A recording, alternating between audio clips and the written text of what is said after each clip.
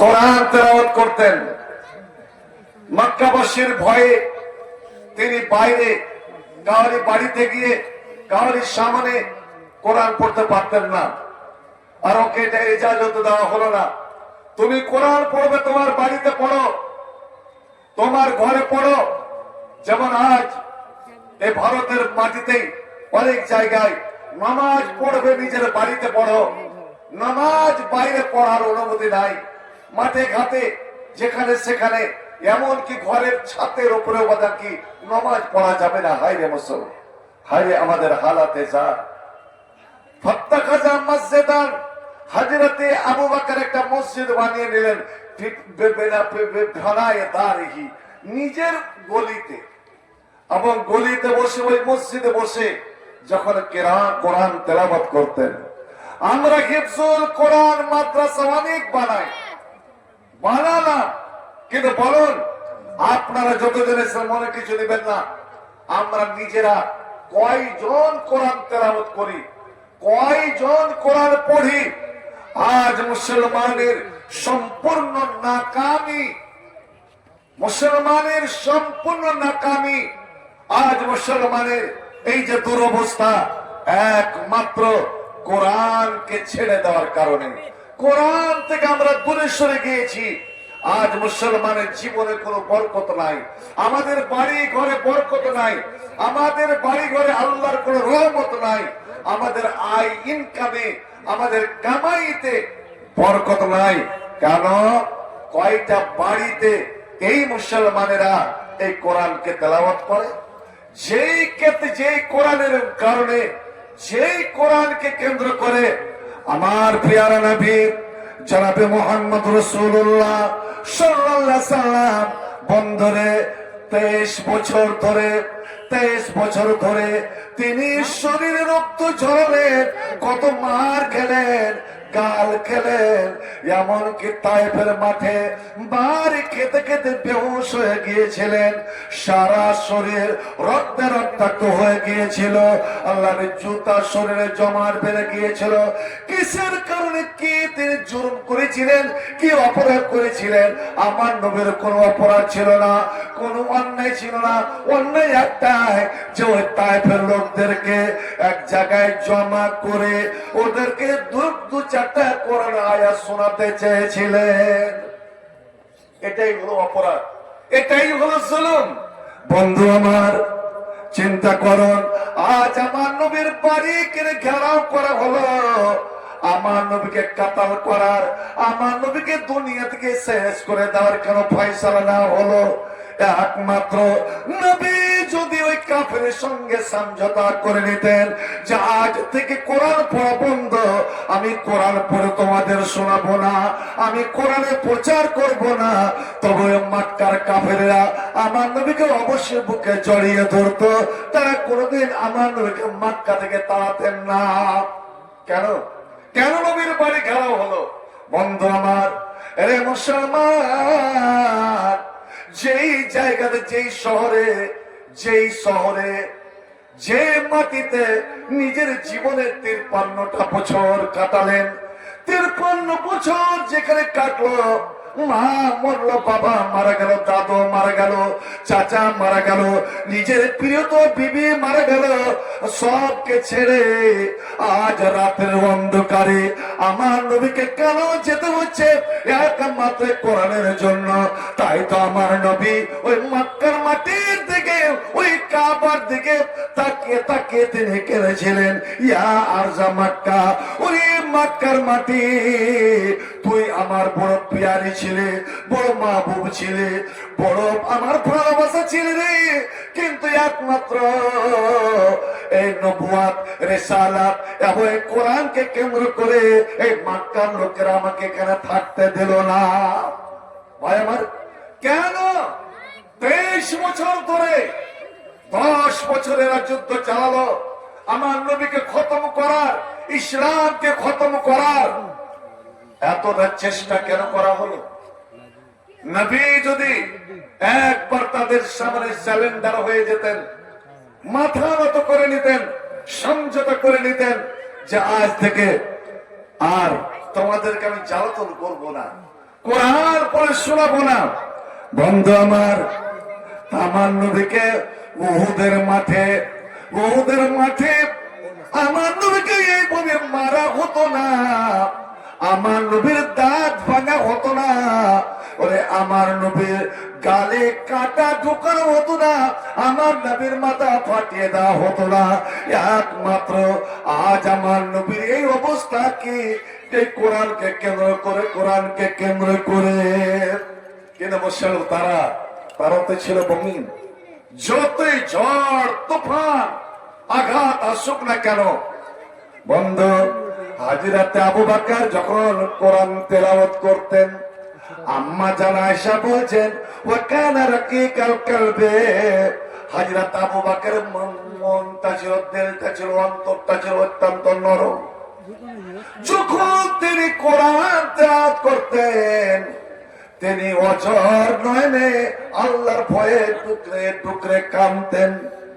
আল্লাহ তার সুরের মধ্যে, তার আওয়াজের মধ্যে এমন একটা শেষ ছিল, এমন একটা খেঁচে ছিল, ইয়াতাকাজ্জাবনা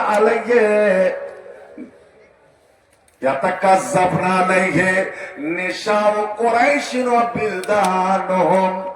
হযরত আবু বকর যখন কোরআন তেলাওয়াত করতেন, তখন মক্কার কাফেরের মেয়ে ছেলেরা ওই কাফের মুশরিকদের নওজওয়ানেরা ওরে কোরআনের টানে, ওই মুসলমানের ঈমানি শক্তির টানে, ওই ইসলামের শক্তির টানে ওই মুশরিক মেয়ে ছেলেরা, নওজওয়ান লড়কারা হযরতে আবু বকরকে ঘিরে নিতেন। আর আবু বকরকে ঘিরে নিয়ে ওরা পাগলের মতন কোরআন শুনতো এবং ওরাও আবু বকর কান্না আরম্ভ করে দিত। এমনই ঈমানের শক্তি ছিল যে কাফের মুশরিকরাকে টেনে নিয়ে তারা কেউ কান্দিয়ে ছাড়তো, তারা কোরআন শুনে কাঁদতো, কারণ ওরা কোরআন বুঝতো। আর আজ আমরা নিজেরাই, এই মুসলমান নিজেরাই আমরা কোরআনকে ছেড়ে বসেছি, কোরআন থেকে দূরে সরে গিয়েছি। যেখানে আল্লাহ রাব্বুল আলামিন, শুনুন বুখারী মুসলিমের হাদিস,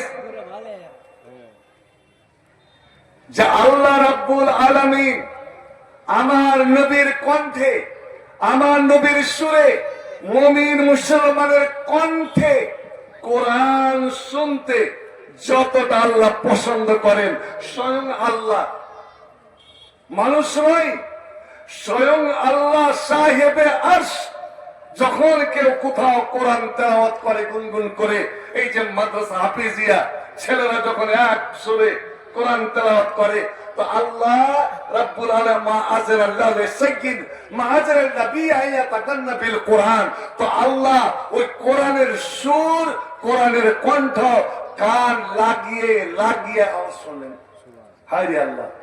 পক্ষান্তরে হে মুসলমান, তোমাদেরকে বেদিন করার জন্য এই মুসলমানকে সরাসরি মিটা যাবে না, এই মুসলমানকে শেষ করে যাবে না। ওরে মুসলমানকে যদি শেষ করতে চাও, এদের মাদ্রাসার উপরে আঘাত আনো, এদের মসজিদের উপরে আঘাত আনো, কারণ এই মাদ্রাসা মসজিদ হলো ইসলামের মার্কাজ, এই শিক্ষা কেন্দ্র হলো ইসলামের মার্কাজ, এটা হলো ইসলামের আলো। আলো যখন নিভিয়ে যাবে, মানুষ অন্ধকারে পথ পাবে না। তাই বন্ধু চিন্তা করেন তো দেখি, এই নিজামিয়া মাদ্রাসাগুলো, এই বেসরকারি মাদ্রাসাগুলো, আপনার হাফেজিয়া মাদ্রাসাগুলো কে এমন সরকারি ক্ষতি করলো যে আজ ভারতের বহু রাজ্যে অনেক প্রদেশে আপনার এই মাদ্রাসাগুলোকে বন্ধ করে দেওয়া হলো, সম্পূর্ণ বন্ধ করে দেওয়া হলো। আজ আযান বন্ধ, নামাজ বন্ধ, এটা বন্ধ, ওটা বন্ধ।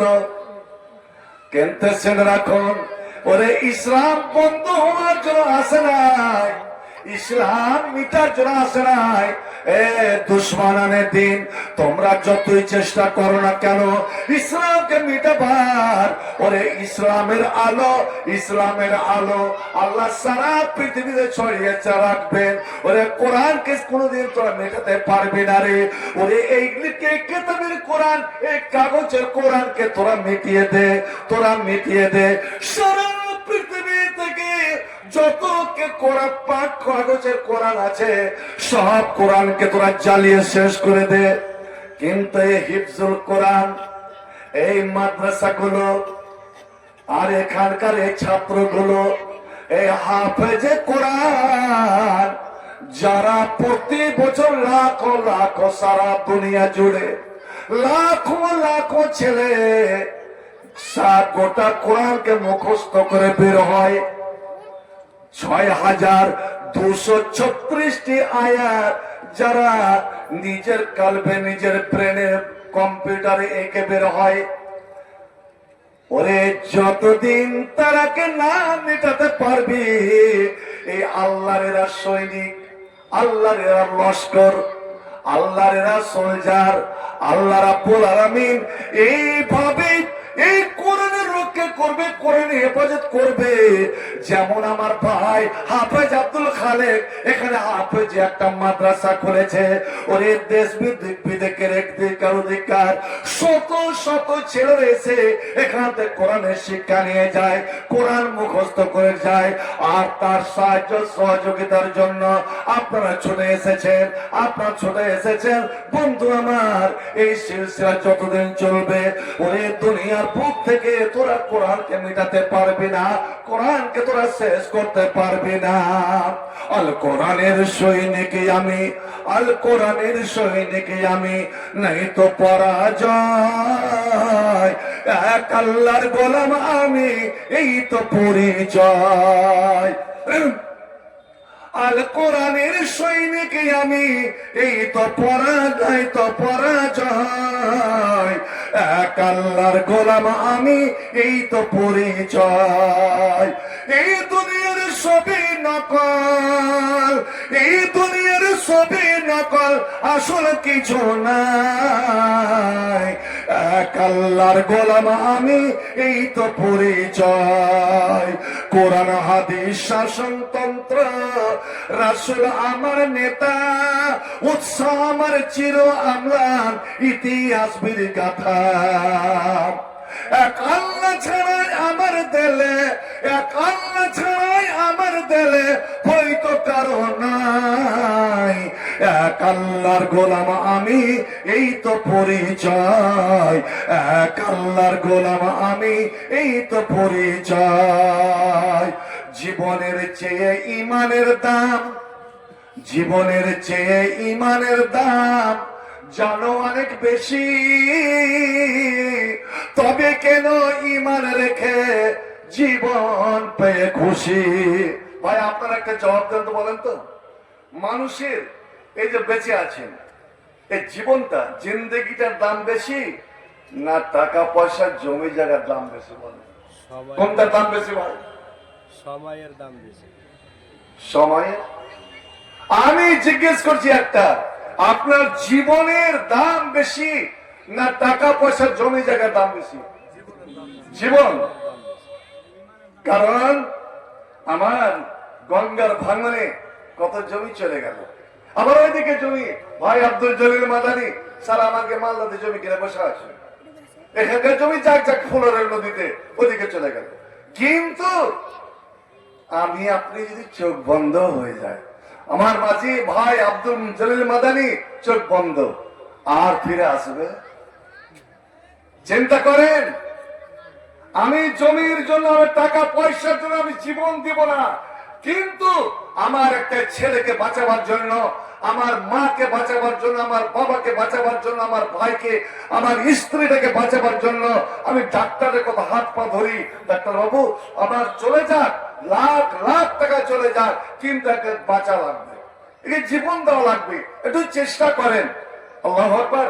ছেলে একটা অ্যাক্সিডেন্ট হয়ে গেল, কাটিয়ার নিয়ে গেলেন, আর নার্সিং বলে দিল বাঁচা বড় মুশকিল। হ্যাঁ, তবে একটা সুরাত আছে, কি ইমিডিয়েটলি অপারেশন করতে হবে, তো অপারেশনে মোটা টাকা খরচ হবে। কিসের কত? 3 লাখ টাকা জমা জমা করেন। 3 লাখ কেন? আমার 2 ডাবল টাকা চলে যাক, ছেলেকে আমার পাচন লাগবে। কারণ প্রত্যেক বাপ, প্রত্যেক মা, প্রত্যেক মানুষ জানে যে জীবন একবার চলে গেলে আর জীবন ফিরে পাওয়া যাবে না। কিন্তু টাকা পয়সা জিলন চাইলন এত ঢালতে চাও, ওরে ওই হাতে আছে ওই হাতে নাই, কখন থাকবে কখন না থাকবে আল্লাহ জানে। নদীর কোল ভাঙে ও কোল করে, নদীর কোল ভাঙে ও কোল করে, এই তো নদীর খেলা রে ভাই, ভাবদরিয়ার খেলা।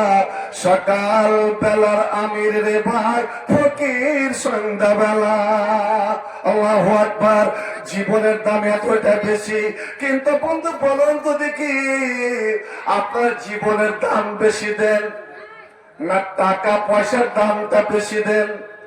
ওরে জীবনের দাম যদি আপনি বেশি দিতেন, ওই আমার সাহাবায়ে রাসূলেরা, ওরে নবীর প্রেমিকেরা, নবীর গোলামেরা, ওরা নিজের জীবনের পরোয়া করতেন না, জীবনের পরোয়া করতেন না। চলে যাক আমার জীবন, চলে যাক আমার শরীর, আমার দেহ, এই শরীর আল্লাহ আমাকে দিয়েছেন, এটা আল্লাহর দান, এটা আল্লাহর নিয়ামত। আর আল্লাহর দেওয়া শরীর, আল্লাহর দেওয়া জীবন যদি আমি আল্লাহর নামে কুরবান নাই করতে পারি, আমি দান না করতে পারি, তো তবে আমি কি করলাম? হায়রে মুসলমান, আজ আমি ইসলামের জন্য, এই কোরআনের জন্য, এই হাদিসের জন্য, আল্লাহ আল্লাহ রসুলের জন্য, ইসলামের পতাকা, ইসলামের ঝান্ডা উপরে তুলে ধরার জন্য আমি 500টা টাকা দিতে পারি না রে। কিন্তু ওরা কেমন করে স্বামী সোফার জীবনের প্রথম রাত, স্বামী স্ত্রীর মিলনের প্রথম রাত, ছেলে বড় আরমান করে বিয়ে করেছে, বউটা দেখতে কেমন না কেমন, ওরে দুইজনের কত আরমান না হয়। বাসর ঘরে মা বাবা বাসর ঘর দিয়েছে, আর বাসর ঘরে স্বামী স্ত্রী আনন্দের গল্পতে আছে, আনন্দ তার আপন প্রেম কাহিনীতে মত্ত আছে। আল্লাহ আল্লাহ, ঠিক প্রেম কাহিনীর চূড়ান্ত স্পট, স্বামী স্ত্রী মিলন করতে যাবে, মিলন করতে যাবে, মিলন শুধু এই মাত্র আরম্ভ হয়েছে। আর এমন সময় নবীর ডাক, এই শিখতে এলাকার মুমিন মুসলমানেরা, রে সাজা এলাকার মুমিন মুসলমানেরা, কে আছে রে কোথায়? হালুম মিলাইয়া আইরে আল্লাহর বান্দার ছুটে আয়। তোদের ইসলাম বড় বিপন্ন, বিহার সরকার কেমন সরকার তোদের মাদ্রাসা মসজিদ গুলোকে ঘিরে নিয়েছে, ওরে মদিনাকে চারদিক থেকে ঘিরে ফেলেছে ইসলামের আলো, ইসলামের রশ্মিকে মিটিয়ে দেওয়ার জন্য, এবং আমি নবী মুহাম্মদ আমাকে খতম করার জন্য তারা ছুটে এসেছে। আল্লাহু আকবার। মদিনা থেকে আমার মাদানী সামনে বলতে লজ্জা লাগছে, বহুত বেশি দূরে নয়, ওরে হেঁটে যে কোনো সময় হেঁটে যাওয়া যাবে। আল্লাহ, নবীর আওয়াজ, নবীর আওয়াজ শুধু ওর কানে চলে, স্বামী স্ত্রী আনন্দে বিভোর, আনন্দে বিভোর, প্রেম সাগরে সাঁতার কাছে। ওই সময় ওই স্বামীর ওই জুয়া, ওই নওজওয়ানের কানে পড়ে গেল, বন্ধ, স্ত্রী চমকে উঠেছে। আল্লাহ, কি হয়ে গেল? এবার ধরপড়তে উঠে যাচ্ছে, কাপড়কে সামাল দিচ্ছে। বন্ধ, মিলন আপনার কমপ্লিট হোক বা না হোক, এমন একটা সুরাত আছে, নবী বলছেন যে ওর উপরে গোসল ওয়াজিব, গোসল করতে হবে, গোসল তার ফরজ। ও করছে কি?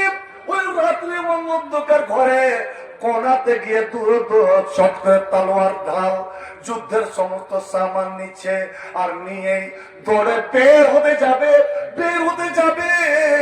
নতুন বউ, ও নতুন বউ ওরে শরম হায়াকে লজ্জাকে দূর করে দিয়ে শরম থেকে পুরুষকে জড়িয়ে ধরছে, স্বামী গো, ও মেরি জান, ও আমার প্রিয়ারা, আমার জানের জান, আপনি যাবেন কই? কোথায় যাবেন? এ কি হয়ে গেল? আমি কি অন্যায় করলাম? কি আমার অপরাধ হলো? আজ আনন্দের রাত্রে, খুশির রাত, এই রাত জীবনে বারবার আসে না।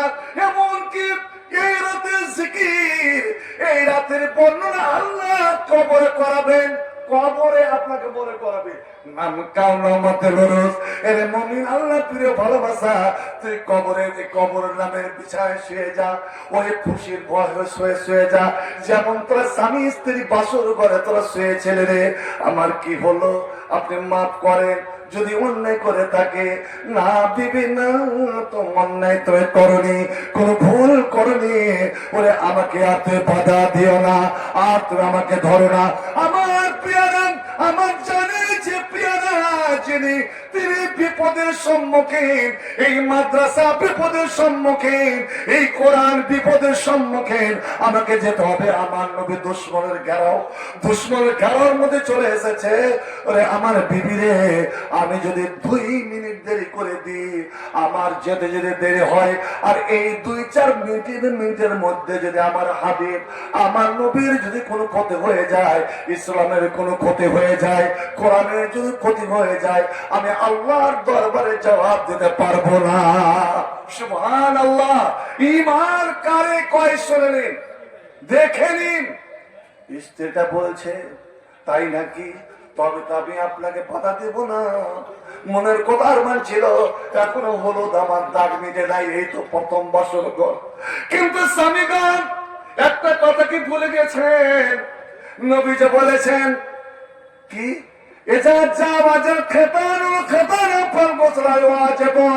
স্বামী স্ত্রী যখন তাদের 2 দেহ 2 অঙ্গ এক হয়ে যাবে, ওদের গোসল ওয়াজিব, গোসল ফরজ। আপনার যদি আপনার বীর্যপাত হয়নি, আপনি গোসল করে নেন, এই পানির ব্যবস্থা রইল। ওরে আমার বিবিরে, আমি জানি গোসল আমার ফরজ, কিন্তু আমি গোসল করব না। গোসল করতে করতে যদি দেরি হয়ে যায়, আমার নবীর যদি ক্ষতি হয়ে যায়, ইসলামের ক্ষতি হয়ে যায়, আমি সেটা বরদাস্ত করতে পারবো না। আমার বিবি শুনো, আমি দুনিয়ার স্ত্রীর হাতের পানিতে গোসল করতে চাই না, আমি দুনিয়ার পানিতে গোসল করতে চাই না। আমার আরমান জেগেছে এই কোরআনকে রক্ষা করতে গিয়ে, আমার নবীকে বাঁচাতে গিয়ে, ওরে আমি শহীদ হব, আমি গলা কাটাবো, আর আমি জান্নাতে গিয়ে হুজুর গেলমানের হাতের তৈরি করা পানি, আমি জান্নাতের না মাইসাল সাবিলে আমি ফরজ গোসল আদায় করতে চাই। এবার জোরে বলা যাবে নারায়ে তাকবীর, আরো জোরে নারায়ে তাকবীর। চলো চলো মুসলমান চলো, জিহাদের ময়দানে চলো, শহীদের ঈদগাহে চলো, অন্যায় জুলুম বাতিলের ভিত্তি বজ্রের হুঙ্কার দহলা। চলো চলো মুসলমান চলো, জিহাদের ময়দানে চলো, শহীদের ঈদগাহে চলো। অশান্ত এই পৃথিবীতে মানবতা আজ বন্দি, অবিচারী অনাচারী বাতিলের সঙ্গে হয়েছে যেন শয়তানের সন্ধি। তাওহীদ হীরা রাহি জাগরে, আপনারা তাওহীদের সেনা, তাওহীদের সৈনিক, আল্লাহর লস্কর, অন্তম হিজবুল্লাহ, আল্লাহর সেনাবাহিনী। তাওহীদ হীরা রাহি জাগরে, কুফরের বুনিয়াদ ভাঙ্গরে, কোরআনের শামশির, কোরআনের তালো, কোরআন হলো মুসলমানের মূল অস্ত্র। কোরআনের শামশির হাতে তুলে নবীর জিহাদের ময়দানে চলো, চলো চলো মুসলমান চলো, জিহাদের ময়দানে চলো, শহীদের ঈদগাহে চলো। ধরাতাল ধরে আর অশান্তি শুধু হয়, অস্থির ঝনঝন ঝংকার, নেকড়ের মতো আজ বড় বড় শক্তি, হাইনার মতো আজ বড় বড় শক্তি, কেরালায় মুসলমানের অধিকার। ওয়াকফের জমি কই? আজ লক্ষ লক্ষ 900 লক্ষ একর জমি ওয়াকফে, যেটা আমার বাপ দাদা মুসলমানেরা দান করে গিয়েছিল মুসলমান, আর সেগুলো সরকার টেনে নিল। তোমার কবরস্থান, ঈদগাহ, মসজিদ, খানকা কত আজ খেলার মাঠে পরিণত। চিন্তা করেছেন? আমার ইসলামের একটা করে জিনিস তারা নিতে আছে। নিকিরের মতো আজ বড় বড় শক্তি কেড়ে নাই মুসলমানের অধিকার। ভারতের কোনায় কোনায় দেখো মুসলমানের কান্না, ভারতের কোনায় কোনায় শোনা মুসলমানের কান্না। রোগে সুখে অনাহারে দুই মুঠো অন্ন, রোগে সুখে অনাহারে দুই মুঠো ভাত, এতটুকু ঔষধ পাই না। ফিলিস্তিনিদের তাকান, পথে পথে পড়ে আছে অসহায়, সমাজের ওরা যেন কেউ নয়। ওই সব মানুষের মুক্তির জন্য, ওই সব মানুষের আজাদের জন্য জিহাদের ময়দানে চলো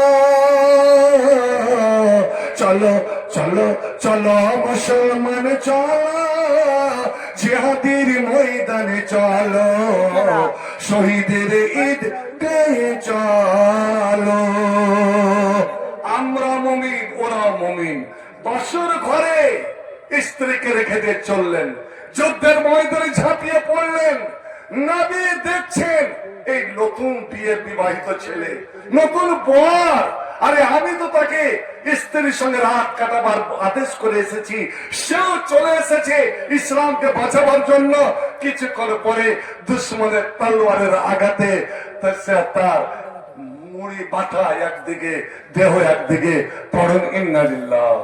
যুদ্ধ শেষে উহুদের মাঠে যে ৭৭ জন মুসলমান মারা গেলেন, যখন খোঁজাখুঁজি শুরু হলো একটা লাশ পাওয়া যাচ্ছে না। এ মুসলমান, আমি মারা গেলে আমার আর রিশতেদার গোসল দিবে, মানুষকে মানুষে গোসল দিবে, ওরে স্ত্রীকে পুরুষ গোসল দিবে, পুরুষকে স্ত্রী গোসল দিবে, এটাই তো নিয়ম। চিন্তা করেন ৬৯ জনকে পাওয়া যাচ্ছে, একজনকে পাওয়া যায় না, কই গায়? নবী জিবরিল এসে বলছেন, ইয়া রাসূলুল্লাহ, আপনি মুবারক মাথা উপরে উঠান।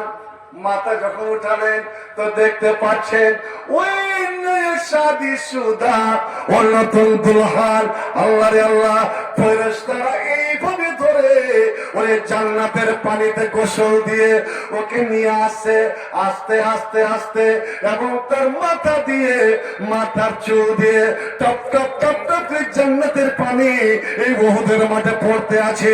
একবার কি সুবহানাল্লাহ বলা যাবে না?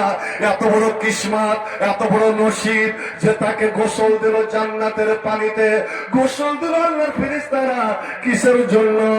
একমাত্র ইসলামের জন্য নিজে কুরবান করে দেওয়ার কারণে, নিজেকে দান করে দেওয়ার কারণে। दी हुई उसी की थी, हक तो है कि हक आदा ना हुआ।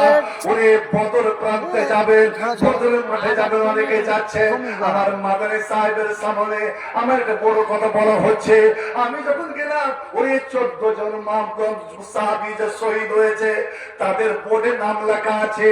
আমি একটা নামে থমকে গেলাম, একটা নাম পড়তে গিয়ে থমকে গেলাম। আমি থমকে শুধু নয়, আমার কান্না বেরিয়ে এলো। সেই দিন আমার বিবি বলেছিল, কাঁদেন কেন? কি ব্যাপার? এই নাই ওই নয়, 3 নম্বরের নামটাতে চোখ কেন আটকে গেল? আমি বলেছিলাম, বিবি রে, আমার একটা তারিখ, একটা হাদিস আমার যেন হরফে হরফে মনে পড়ে গেল। ওই হাদিসে পড়েছিলাম, আল্লাহ বদরের যুদ্ধ শুরু, যুদ্ধ যাবে এমন সময় একজন নওজোয়ান সাহাবী, 22 বছর বয়স, 22 বছর বয়স নওজোয়ান সাহাবী, ও বের হবে। বিবি আমাকে বিদায় করো। এবার স্ত্রী কান্না মাখা কণ্ঠে বলছে, স্বামী গো, আপনি ইসলামকে বাঁচাতে যাবেন, কিন্তু আমার পুরো কষ্ট। 3 দিন হয়ে গেল আপনার মুখে একটা দানা পানি কিছুই যায়নি। হায় রে অভাব, 3 দিন ধরে অনাহারে আছেন, আর জীবনে কিছু খাওয়াতে পাবো কি পাবো না, আপনি বেঁচে আসবেন কিনা? শুধু আমি 6টা সঙ্গে বলে আপনাদের আমাকে ইশারা করবেন না। আচ্ছা, একটু বসুন, আমি দেখি কারি বাড়িতে কিছু পাওয়া যায় কি যায় না। ও বিবি ধরে গেল অন্য একজনের বাড়ি থেকে 5টা কি 7টা খেজুর চেয়ে আনলো। এনে স্ত্রী আর মার বসে নিজের হাতে স্বামীকে খাওয়াবে। প্লেটে দিয়েছে, স্বামী গো আপনি খেয়ে নেন, খেয়ে নেন। এটা জীবনের শেষ খাওয়া না প্রথম খাওয়া, আল্লাহ ভালো জানেন। আর আমি খিরাতে পাবো কি পাবো না, আপনি খেয়ে যান বিবি। ও আমার প্রিয়তমা বিবি, শুকরিয়া। কিন্তু বিবি রে, আমি এখানে বসে বসে খেয়ে আমি সময় নষ্ট করবো না, তুমি এগুলোকে বেঁধে দাও। 5-7টা খেজুর খেতে কতটা সময় লাগে ভাই? বিবি বললো কেলেপে দিল, কবরে গুঁজে দিল। যেমন আমরা খাইনি ডিব্বা, আপনারা তখন খাইনি খান না, রমজান মাসে বেহাইয়া খাইনির ডিব্বা পকেটে রেখেছে। আর চলে গেলেন। যুদ্ধ শুরু হয়ে গেছে, দুই ফারিক সামনাসামনি মুখোমুখি দাঁড়িয়েছে। এমন সময় ওই সাহাবীটার একটা কথা মনে পড়ে গেল, আমি যাই নবীকে একটা কথা জিজ্ঞেস করে আসি। দৌড়ে দৌড়ে আসছে নবী, নিজের জিমায় আছে। বুখারী শরীফের হাদিস, ইয়া রাসূলুল্লাহ ইন কুতিলতু ফি সাবিলিল্লাহ ফাআইনা আনা। ইয়া রাসূলুল্লাহ, আজ দুশমনের হাতে, কাফেরদের হাতে যদি আমি মারা যাই, আইনা আনা, তো আমি কি পাবো, কোথায় যাব, আল্লাহ আমাকে কি দিবেন? আমি বললাম যে ইশারা করে চলে এসে বুঝতে পারেন না জি, তো পাইনা না, আমি কি পাবো, কোথায় যাব? নবী মিষ্টি কণ্ঠে বললেন, পাঁচ জবানে একটা ছোট্ট কথা বললেন। হায়রে মুসলমান, আমরা খুতবাতে শুনি, ঈদগায় শুনি, কত জালসাতে শুনি জান্নাত জান্নাত জান্নাত, কিন্তু কিছু ভালো লাগে না। কারণ চতুর্বেদে আসেনি। এখানে যদি চতুর্বেদী চলে আসতো, সারানি কোরআন, এই কোরআন দিয়ে দায় দিতে পারলো না। আর দিবে ওই কুতুবে বাতিলা, কুতুবে মানসুখা, যে মুসা নবীর ব্যাপারে আমার নবী বলেছিলেন, লাউ কানা মুসা হাইয়া, মুসা যদি আজ জীবিত থাকতো তো মা ওয়াসাউ ইল্লা ইত্তিবাই, मूसा के लिए कोई गुंजाइश नहीं थी मेरी इत्तिबा के अलावा। मूसाকে আমার গোলামি করতে হতো, আর আজ আমরা তাদের পিছনে। আর জানি না আমাকে শেরশাবা দিয়া এই মুসলমানেরা সীমাঞ্চলে যত সাল তালবিলিম হচ্ছে, ওই ওরই নকল, ওরই নকল। আরে তোর কথা যদি কেউ বুঝতে না পারবে, তাহলে তোর কথা দাম দেখে নবীর কথা হাজার আম্মা জান আয়েশা বলছেন, নবীর সবটা কথা ফাসল ছুট্টা ছুট্টা সবাই বুঝতে পারবো, সবাই কথা এটাই হলো আসল, এটাই হলো কামাল, যে যত তুই এতে বলতে পারবি। শোন হুজুর, আমি কি পাই? আমি যদি আজ এসেছি আব্দুল খালেকের মাদ্রাসায় কোরআনকে রক্ষা করার জন্য, যদি ফিরের পথে আমি কোন বিপদে পড়ে যদি মারা যাই, ভাই না আনা, আমি কোথায় যাব, কি পাবো? নবী পাঁচ জবানে বললেন জান্নাত জান্নাত। আর যেমন জান্নাত বলা, ওই ছেলেটার সঙ্গে সঙ্গে উপরে তাকিয়েছে। আল্লাহ জানি না, আল্লাহ জিব্রাইলের দ্বারা জান্নাতের ছবিটা দেখালেন নাকি, ওর মুখ দিয়ে মুচকি হাসি বেরিয়ে গিয়েছে। আর বলছে, বাস বাস বাস, আমি পেয়ে গেছি, পেয়ে গেছি, আমার মনের আরমান, মনের যে আশা আকাঙ্ক্ষা পেয়ে গেছি বলে দৌড় দিল, দৌড়ালো। যাবো, আর সময় নষ্ট করবো না, আর সময় নষ্ট করবো না। মৌলানা হাবিবুর রহমান থাকতে থাকতে ওর হাতে, আরে 1000 টাকা কেন দিতে পারবো না? মৌলানা তো ইসমাইল নবীর মতন জীবন চায়নি, কোরবানি চায়নি, চেয়েছে টাকার কোরবানি, আমি তাড়াতাড়ি দিব। ওরে কয়েকটা কাজে দেরি করে যায় না, দেরি করা যাবে না, তার মধ্যে নেকির কামে দেরি করা যাবে না। আমি কালকে সকালে এই টাকাটা দিব। মুসলমান রে, তুমি সকাল পর্যন্ত বেঁচে থাকবে তো এটা তোমার গ্যারান্টি আছে? এ জাম আমসাইতা ফারাতান তাজরিস সাবা ওয়া ইজা আসবাতা ফারাতান তাজরিল মাসা। সুবহ পেলে শামের অপেক্ষা করিও না, শাম পেলে সুবহার ইন্তজার তুমি করিও না। ও দৌড়াতে গিয়ে যুদ্ধের ময়দানে ঝাঁপাতে যাবে, এমন সময় খাইনির দিব্যাতে হাত পড়ে গেল। একটা ছেলে কইছে, মামলা বিড়ি, আপনার ওয়াজ ছেলে বিড়ি ছেড়ে দিয়েছি, আপনাকে বিয়ে নেই এই সঞ্জয় এলাকারই, আপনার ওয়াজ শুনে আমি বিড়ি খাওয়া ছেড়ে দিয়েছি। এক বছর থেকে বিড়ি খাই না, না খাওয়া বললেই চলে, দিনে এক মুখ খাতে হয়ে গেছে। দিনে এক মুখ খাতে হয়ে গেছে, তাহলে কত করে খেত? যেমন খেজুরের হাট পড়েছে, মনে পড়ে গেল আমার বিবি আমাকে খেজুর গুলো বেঁধে দিয়েছিল খাবার জন্য, এবার তার দিয়ে খেয়ে নি। স্ত্রী দ্বারা আল্লাহ ওই বদরের মাঠ, ওই মাঠ আছে, ওই জায়গা আছে, ছেলে বের করলো, একটা বিচি বের করে মুখে দিতে যাবে।